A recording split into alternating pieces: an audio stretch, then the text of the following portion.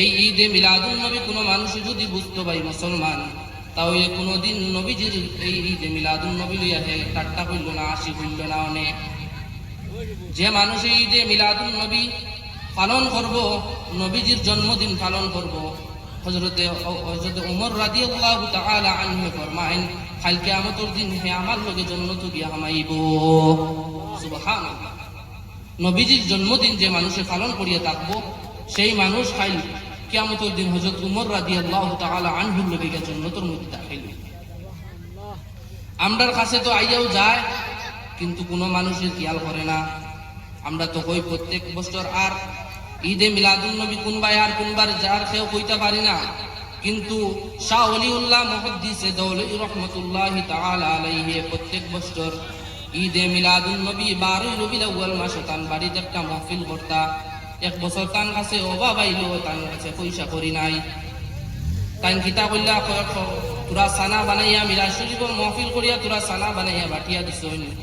রাসূল স্বপ্নের রাত খাবে দেখুন, রাসূলুল্লাহ সাল্লাল্লাহু আলাইহি ওয়াসাল্লাম সানা সামনে লইয়া বুয়াত আসুন। সুবহানাল্লাহ।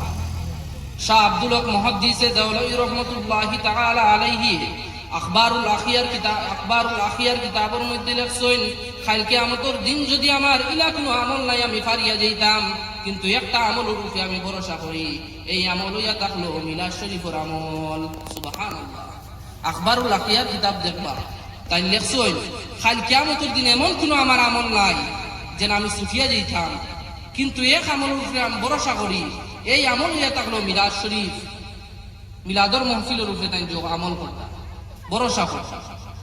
ভাই মুসলমান, যারার বাড়িতে মিলাদ শরীফ হয় তারা প্রত্যেক বছর মিলাদ শরীফ ফুরাইয়া যাইবা।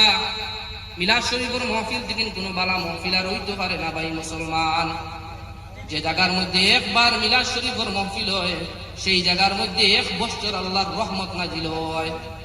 সেই জায়গার মধ্যে আল্লাহর রহমত এক বছর নাজিল হয়। মিলাদ শরীফের মাহফিল ও ফজিলত আলা মাহফিল। দুরূদ শরীফ, নবীজির উপরে দুরূদ শরীফ বেশ করে পড়িবা।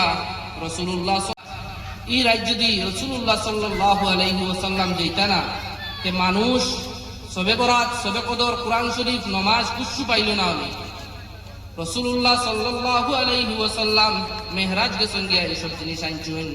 ভাই মুসলমান, মেহরাজের একটা ঘটনা কইয়া আমি শেষ করিলি। আর মেহরাজের রাত প্রথম আসমানের দিকে যে সময় রাসূলুল্লাহ সাল্লাল্লাহু আলাইহি ওয়াসাল্লাম সফর করে গেছেন, এই সময় একজন ফেরেশতায় তান তখতের মধ্যে বুয়াত আসলা, তাই খাড়া হইছেন না। মুখাশিফাতুল কুলুব ইমাম গাজ্জালী রহমাতুল্লাহি তাআলা আলাইহি এই ঘটনার লেখছেন। তাই খাড়া হইছেন না, আল্লাহ রাব্বুল আলামিন এই ফেরেশতার উপরে নারাজ হয়ে গেছেন। জিবরাইল আমিন একদিন রাসূলুল্লাহর শানের মধ্যে আইতা দেখুন এই ফেরেশতায় খালি খান্দিতরা। জিগাইলা, ওবা ফেরেশতা তুমি খানে খান্দো? বিলে মেহরাজের রাত রাসূলুল্লাহ সাল্লাল্লাহু আলাইহি ওয়াসাল্লাম আমার দাঁড়ে দিয়ে মেহরাজ করছেন, আমি খাড়া হইছি না, আমি কিয়াম করছি না, যার কারণে রব্বুল আলামিন আমার উপরে নারাজ হয়ে গেছেন। রব্বুল আলামিন আমার উপরে নারাজ হয়ে গেছেন। ও রাসূল জিবরাইল আমিন আল্লাহর কাছে গিয়ে জিগাইলা, এন উপরে আপনি কিলা খুশি হইবেন, কিলা মাফ করে দিবা? বিলে কইয়া দেও তানে আমার নবী মুহাম্মদুর রাসূলুল্লাহ সাল্লাল্লাহু আলাইহি ওয়াসাল্লামের উপরে বেশ করে দুরূদ শরীফ পড়িতা। দুরূদ শরীফ পড়িলে তানে মাফ করে দিলে। ও পর্যন্ত দুরূদ শরীফের ফজিলত ভাই মুসলমান ইমাম গাজ্জালী রহমাতুল্লাহি তাআলা আলাইহি তান কিতাব লিখছেন। ভাই মুসলমান, এই মাহফিলে বইছেন উজু করিয়া পাক পবিত্র হইয়া বইন। যে নিয়তে বইবা এই নিয়ত পুরা হইব, বেমার আজার থাকলে শিফা হইব। আর উলামায়ে কেরাম বলে যে সব যেটা কথা কইয়া থাকুন তার উপরে আমল করবার চেষ্টা করবা। দূরইতে কিন্তু পয়সা দিয়া আলিমকে দিয়া ওয়াজ করাইয়া যদি আমল করেন না, সেই পয়সা কোনো কামও লাগতো না। ভাই মুসলমান, সেই পয়সা কোনো কামও লাগতো না। ইতা মাহফিল হইয়া থাকলো নেক মাহফিল, ইতা মাহফিল পাক পবিত্র হইয়া বুয়া আমরা লাগিন ওয়াজিব। ভাই মুসলমান, ইতা মাহফিল যদি কোনো মানুষ নাপাক অবস্থায় বউ গুনাহগার হইয়া যায়, এখানে আল্লাহর রহমতে ফেরেশতা বলি তার মাহফিল আসই। আল্লাহ রাব্বুল আলামিন আমরা প্রত্যেকরে হক রাস্তার উপরে চলবার তৌফিক দান করে দেব।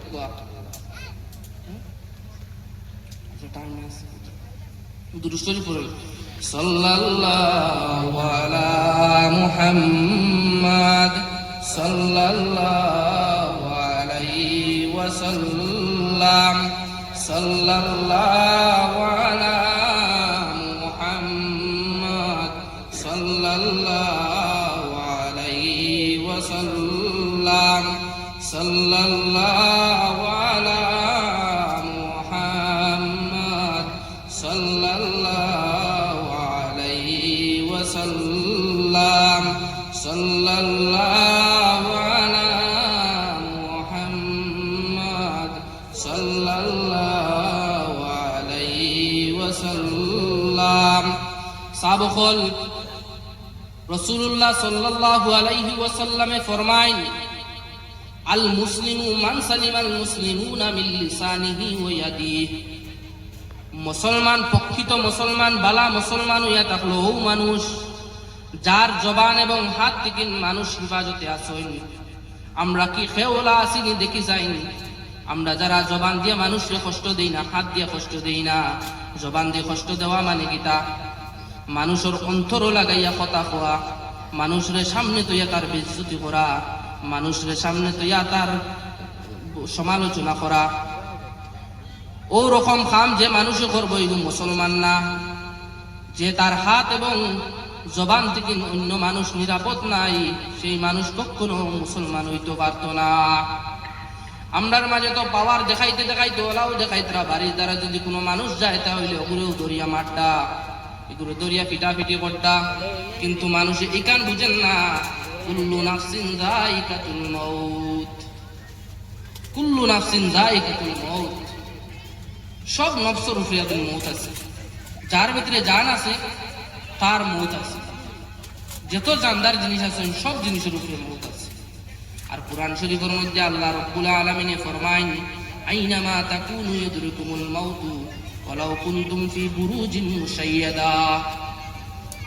মৌতর সময় যদি আয় আর যদি কোনো মানুষে যদি তোমারে লুকাইয়া একদম লোহার সন্দুকের ভিতরে হারাইয়া তুই দেয়, কিন্তু এই মৌতে কেউ কেউরে সারবে না ভাই মুসলমান। এই মৌতে কেউরে সারিত না। এই মৌত এমন এক জিনিস, ইলাকাও আসেননি। আমরা কিয়ামতের আগ পর্যন্ত এই দুনিয়াতে ইলাকাও আসেননি। ফেরাউন, সাদ্দাত, কারুন যত আসলা পাওয়ার দেখাই যায় সব গেছেন গিয়া। আমরার চৌকর সামনে আমরার যেন আকাবিরিন, আমরার যারা মুরব্বী গুরু, আমরার ভাই বিরাদর হলে খেবা এখন যেতরা, কিন্তু খেয়রর কোন সময় যে বা ইকান কোনো খেউ হইতে পারতো না ভাই মুসলমান। খে কোন সময় যে বা ইকান খেউ হইতে পারতো না। এমন এক মৌত আল্লাহ তৈয়ার করিয়া রাখছেন।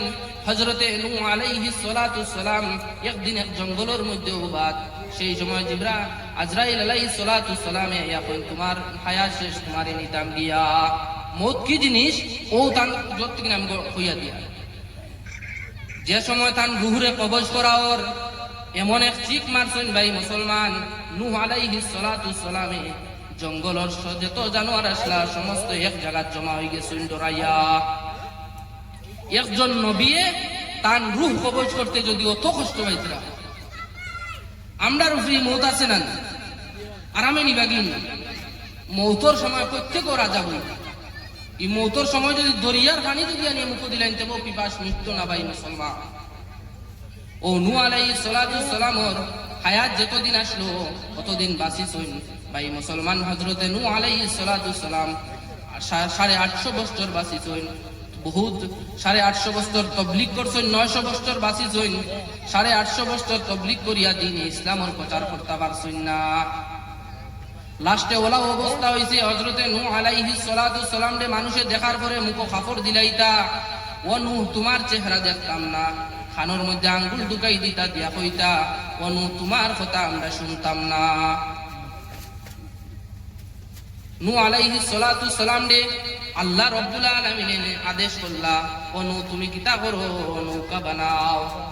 ও জিব্রাইল আমিন রে দিয়া বিসি বাটাইলা গাছ পাতার মধ্যে দিয়া, ও গাছ লাগাইলা। 40 বছর পরে গাছ পূর্ণ হইল। গাছ কাটিবার আল্লাহ আদেশ করলা, গাছ কাটো। গাছ কাটার পরে নৌকা বানাইলা। ও যে নৌকা যেটা বানাইছেন ভাই মুসলমান, ইকানো কয়খান তক্তা লাগছে। ইকানোর নাম্বা আসলো 660 গজ, আর ফাঁস আসলো ইকানোর 330 গজ। ও যেন ইকানো তক্তা কয়খান লাগছে কিতাবের মধ্যে লেখছেন ইকানো তক্তা লাগছে 1,23,999 খান তক্তা কইছেন সব তক্তার মধ্যে এক একজন আমার নাম দিয়া এক একজন নবী হলোর নাম দেও ওবাইদিন নাম লেখা শুরু করেন আল্লাহর নাম থেকে লাগাইয়া প্রত্যেক নবী হলোর নাম লেখইন এটা ওবাইদিন মিটি যায় হযরতে নূহ আলাইহিস সালাতু সালামে কইলা আল্লাহ আমি তো ওবাই লেখি আর ওবাইদিন মিটি যায় এটা করতাম বিলে জেলা আমার নাম দিয়া শুরু করছো ওলা আমার নবী মুহাম্মদুর রাসূলুল্লাহ সাল্লাল্লাহু আলাইহি ওয়াসাল্লামের নাম দিয়ে নিয়ে শেষ করো এরপরে আর লেখা মিটিছে না ও সাইদ খান তক্তা বাজি গেছে ও কইলা কার খান নাম লেখো হযরতে আবু বকর সিদ্দিক রাদিয়াল্লাহু তাআলা আনহু হযরতে ওমর রাদিয়াল্লাহু তাআলা আনহু হযরতে উসমান গনি রাদিয়াল্লাহু তাআলা আনহু হযরতে আলী রাদিয়াল্লাহু তাআলা আনহু তারা সাইদ জনের নাম লেখা হইছে ইকান বানানির পরে এমন এক মুসিবত হইলা ইকান ইয়া পায়খানা করিয়া বড়াইয়া থই দিলা দেখো আল্লাহ এমন এক বেমার তার শরীরের মধ্যে দিছে